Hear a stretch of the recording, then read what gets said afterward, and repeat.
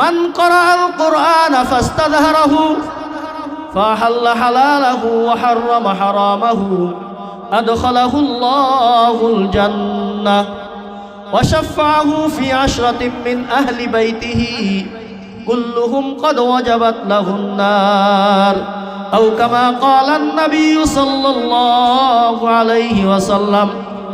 আল্লাহ রাসূল সাল্লাল্লাহু আলাইহি ওয়াসাল্লাম এই হাদিসের মধ্যে বর্ণনা করেন, মান ক্বারাআল কুরআন, আমার উম্মতের মধ্যে চাই নারী হোক অথবা পুরুষ হোক, যেই ব্যক্তি কোরআন পড়বে তথা কোরআন দেখে দেখে কোরআন পড়া শিখবে, কোরআনের তেলাওয়াত শিখবে, ফাস্তাযহারাহু, নাম্বার 2 অতঃপর এই কোরআনকে মুখস্থ করবে। 1 নম্বর হলো কোরআন দেখে দেখে পড়া শিখবে, 2 নম্বর এই কোরআনকে মুখস্থ করবে। ফাহাল্লা হালালাহু ওয়া হাররামা হারামাহু, অতঃপর এই কোরআনের মধ্যে আল্লাহ পাক রব্বুল আলামিন যেই জিনিসকে হালাল বলেছেন সেটাকে হালাল হিসেবে গ্রহণ করবে।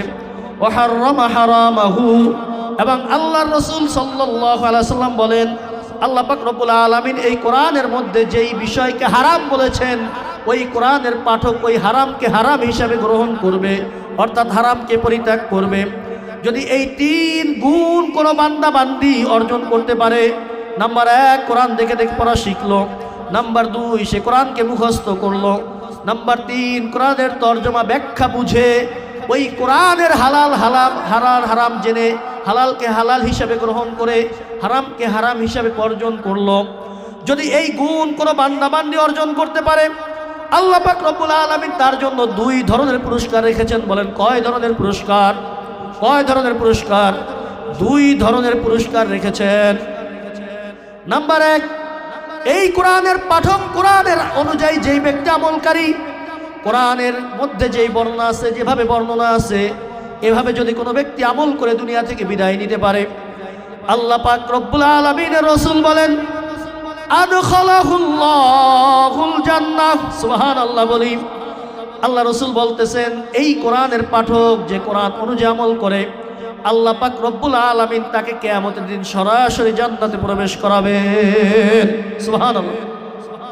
অর্থাৎ যদি কেউ কোরআন পড়ে যদি কোরআন অনুযায়ী নিজের জীবনকে সাজায়, কোরআনের মধ্যে আল্লাহ পাক রব্বুল আলামিন যেভাবে মানুষকে চলতে বলেছেন, যেই বিধি বিধান কোরআনের মধ্যে আরোপ করেছেন, এই বিধি বিধানগুলি মেনে যদি নিজের জীবনকে সুসজ্জিত করে, নিজের জীবনকে সাজায়, কোরআনের রঙে যদি কেউ নিজেকে সাজিয়ে নেয়, কোরআনের বলা বিষয়ে যদি আমল করে আর কোরআনের নিষেধকে যদি কোনো ব্যক্তি ছেড়ে দিতে পারে, আল্লাহ পাক রব্বুল আলামিন কিয়ামতের দিন ওই ব্যক্তিকে সরাসরি জান্নাতে প্রবেশ করাবেন।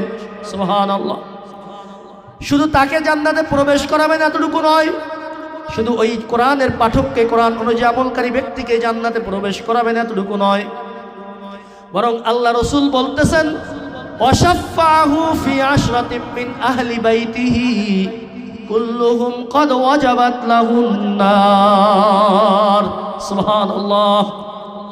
শুধু কোরআনের পাঠক, কোরআন অনুযায়ী আমলকারী ব্যক্তি একা জান্নাতে যাবে বিষয়টা এমন নয়, বরং যেই ব্যক্তি কোরআন পড়লো, কোরআন অনুযায়ী নিজের জীবনকে সাজাইলো, আল্লাহ পাক রব্বুল আলামিন কিয়ামতের দিন এই হাফেজে কোরআন, এই কোরআন অনুযায়ী আমলকারী ব্যক্তিকে কিয়ামতের দিন এক বিশেষ পাওয়ার দান করবেন।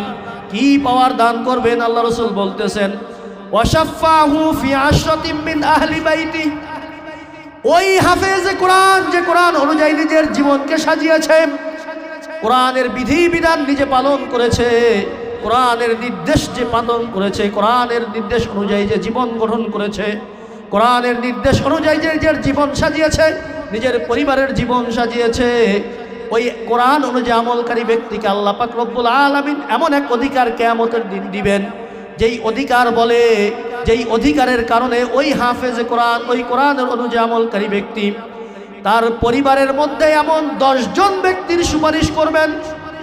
আল্লাহ রাসূল বলতেছেন কুল্লুহুম ক্বাদ ওয়াজাবাত লাহুন নার, যেই 10 জন ব্যক্তির জন্য কিয়ামতের দিন জাহান্নামের ফয়সালা হয়ে গিয়েছিল, এখনই তারা জাহান্নামে প্রবেশ করবে, এখনই তারা জাহান্নামে চলে যাবে, যাদের জন্য জাহান্নাম ওয়াজিব অবধারিত হয়ে গিয়েছিল যে তারা এখনই জাহান্নামে যাবে, ওই হাফেজে কোরআনের, ওই কোরআনের ধারক বাহক যে হবে, যে কোরআন অনুযায়ী নিজের জীবনকে সাজিয়েছে, ওই হাফেজে কোরআন ওই দিন বলবে, ও আল্লাহ, আমি একা জান্নাতে যাব না, আমার বাবা আমার মা আজকে অপরাধের কারণে তোমার আযাবের সম্মুখীন হয়ে গিয়েছে, আমার দাদা দাদি, আমার নানা নানি, আমার আত্মীয় স্বজন, আজকে তাদের জন্য তুমি জাহান্নামের ফয়সালা করেছো।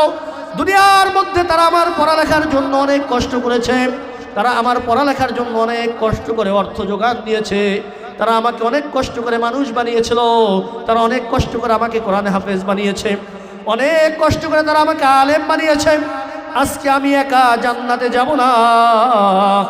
আজকে তুমি যদি আমাকে জান্নাতে পাঠাইতে চাও, তাহলে আমার সাথে আমার এই আত্মীয় স্বজন যাদের জন্য তুমি জাহান্নামের ফয়সালা করেছো, তাদেরকে আমার সাথে তুমি জান্নাতে দাও, তাহলেই আমি জান্নাতে যাব। সুবহানাল্লাহ। তুমি তোমার পরিবার পরিজনের মধ্যে, আত্মীয় স্বজনদের মধ্যে যেই এমন 10 জনকে সুপারিশ করো যাদের জন্য জাহান্নাম ওয়াজিব হয়ে গেছে, ওই হাফেজে কোরআন, ওই কোরআনের ধারক বাহকের সুপারিশে আল্লাহ পাক রব্বুল আলামিন কিয়ামতের দিন ওই 10 জনকে জাহান্নাম থেকে মুক্তি দিয়ে জান্নাতে প্রবেশ করাবেন। সুবহানাল্লাহ। তাহলে যে সমস্ত বাচ্চারা এই মাদ্রাসার মধ্যে পড়ে তারা একা একা জান্নাতে যাবে বিষয়টা এমন না, বরং ওই হাফেজে কোরআন যারা আছে, কোরআনের ধারক বাহক যারা আছে, যারা আলেম আছে, এদের সাথে যারা সুসম্পর্ক রাখে, এদের সাথে যারা মহব্বত রাখে, এদের আত্মীয় স্বজন যারা আছে, এদেরকেও সে নিয়ে একসাথেই জান্নাতে যাবে, একা একা জান্নাতে যাবে না। সুবহানাল্লাহ।